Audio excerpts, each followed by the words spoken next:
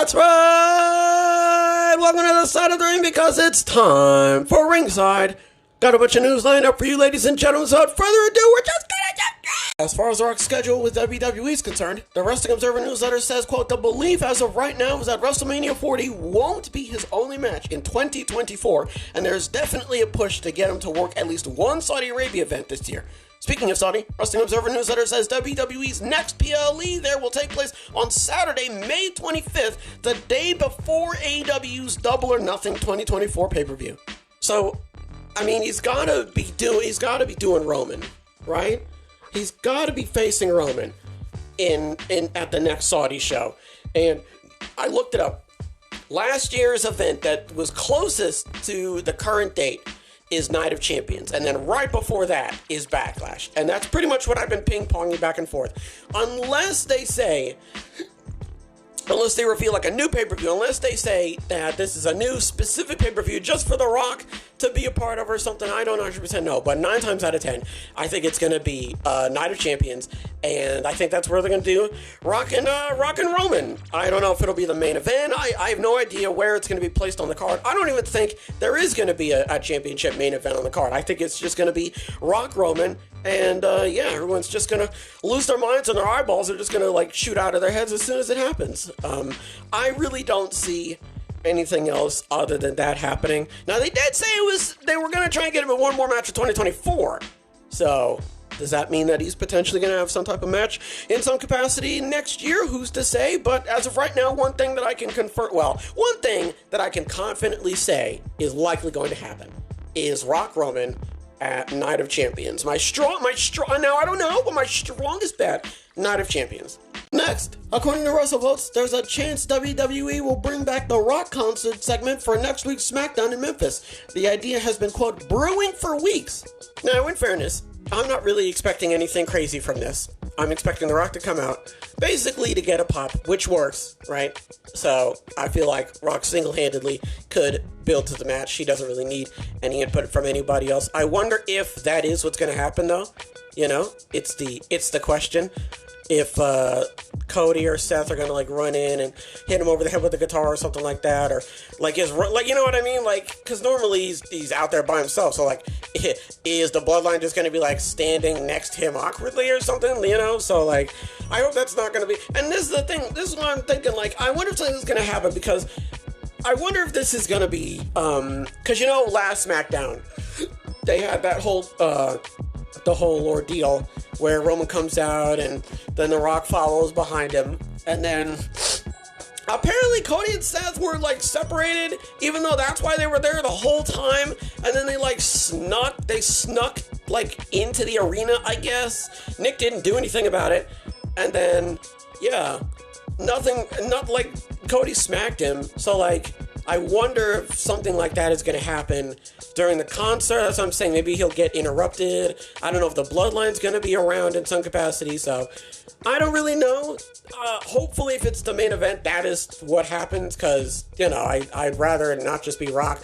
Just getting cheap pops and calling him Walking Clown Show and all that, and because if that's the case, then it's like, all right, you didn't need to make that the main event. You could have put that in like the middle part, and like that would have been fine. Which might be what they do. So it really depends on if it's the main event. Expect schmaz, right? As Chris Danker, because Chris Danker, right? As he likes to say, expect schmaz. But if it's like somewhere in the beginning, then I guess it's just a concert. It's nothing to worry about. Moving over to TNA, PW Insider says there were, quote, some Scott D'Amore-related signs removed from the crowd at last night's TNA Sacrifice event. The site also heard that, quote, a fan was handing out papers that read, "We want Scott," and they were removed. The event was held in D'Amore's hometown of Windsor, Ontario, Canada. Is it just me? Am I just being, like, crazy and weird and paranoid? And if I am, that's okay. Why are they removing the signs? What reason would they have to remove the signs for? Why? What? Let me try and figure out a scenario here. Unless they're being belligerent, right? Unless they're heckling, right? Throwing stuff.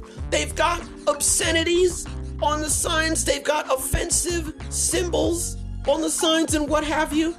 Unless they're doing all of the above. Unless they're antagonizing the crowd next to them.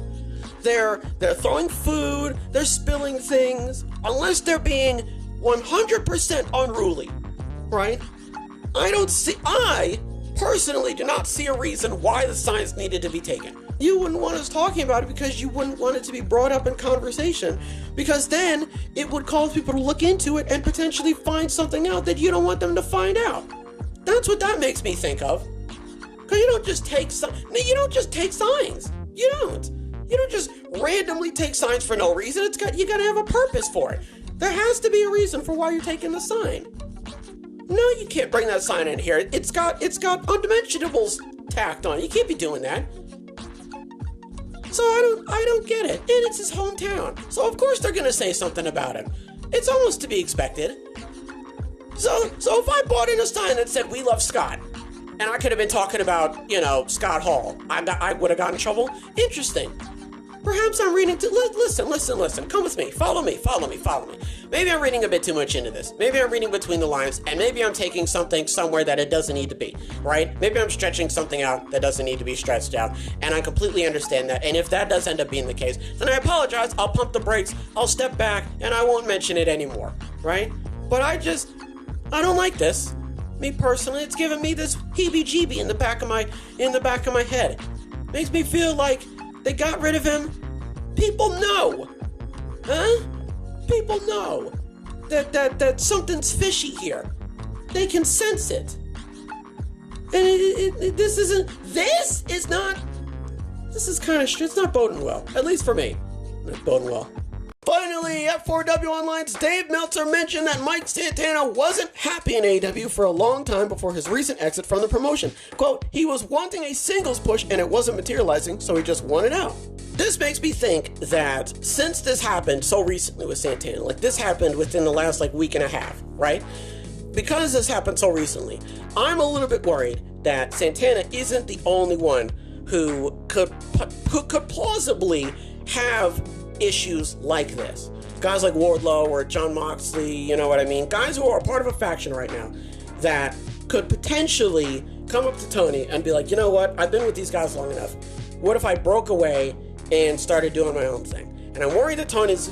Now, they said it didn't materialize. Because I'm talking as though Tony just said no. It's not that he said no, it didn't materialize, which means in some capacity, they either said yes or in some manner were like, we will get to that, but just for right now, stand over there. We will get to it, and then they just never did. That's what when I see materializing, that's what I think of. So that could potentially have been what happened. I don't 100% know.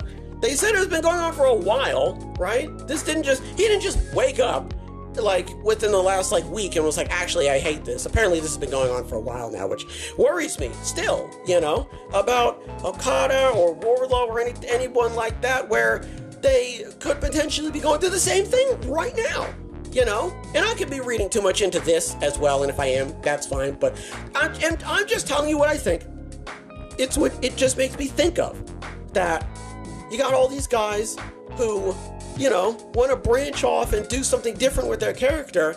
And I don't know what's worse, being told no or not really being given a definitive answer. So you just have to wait and then nothing ends up happening anyway, because or he says yes, you get confirmation from someone and it still doesn't happen. So 9 times out of 10, Santana was waiting and nothing came to be, and then Santana was like, well, all right, I waited. It sounds like that's what happened. He was like, well, gave it a shot, didn't happen, I'm gonna get out of here. Hopefully that's, listen, it is incredibly unfortunate for Santana. And I say I don't want it to happen anymore because nobody wants to go through that. So hopefully that is the only time that it happens, and hopefully no other wrestlers on the roster, at least currently, are feeling the exact same way. What are we talking about? All right, so Night of Champions, that's my best bet. If it doesn't happen at Night of Champions, then there's either a new pay-per-view being made or it's going to be happening at Backlash. But other than that, My money's on Night of Champions. Okay, so bringing back the Raw concert. I don't know if our schmoz is going to take place. If it's happening in the main event of the show, then yes, the schmoz is taking place. But if not, then it's just a Raw concert. Sources told Fightful Select that The Rock has had input on this year's WWE Hall of Fame class, and that will become evident as more inductees are revealed. It sounds like The Rock's grandmother, Leah Maivia, has been pitched as one of those inductees. Listen, great. I don't know. It depends who we're going to end up seeing. So far, it's Bull Nakano, the U.S. Express, Paul Heyman. I think it's someone else. I can't remember off the top of my head. But, I mean, if half of those are The Rock, then, all right, off to a great start. PW Insider, okay, the Scott signs, listen, if they were taking them for good reason and there was absolutely no underlying motive to be taking the signs, right, then I completely understand and there's nothing wrong with that. If you're taking the signs for a secret underhanded reason that you don't want anybody to know about, someone's going to find out eventually and you're going to get in trouble. That's all I'm going to say about that. Regarding WWE's $20 million payment to MLW in the antitrust lawsuit settlement, one wrestler told The Observer, quote, WWE deserved it and did tamper with guys' deals and bully their way into negotiations. Me as an example years ago.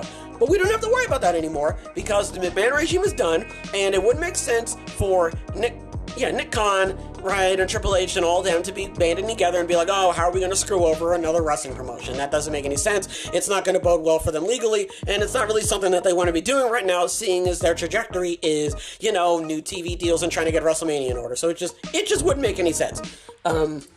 And then Santana left because he wanted to be a singles competitor, and it didn't materialize. Again, it's not that they didn't let him, it just didn't materialize. It worries me. What if that's something that's potentially happening right now? What if it's the reason why someone else leaves? It's entirely plausible. To sit here and deny it would just be kind of weird, right? But to also sit here and be like, oh my God, that's exactly what's happening right now, it's also a bit, kind of dumb as well. So we don't 100% know. The hope is that everybody's happy. That's what you want. Folks, that's going to do it for this episode. Hopefully everybody has a wonderful tonight and a wonderful tomorrow. And as always, big hugs. Big hugs all around.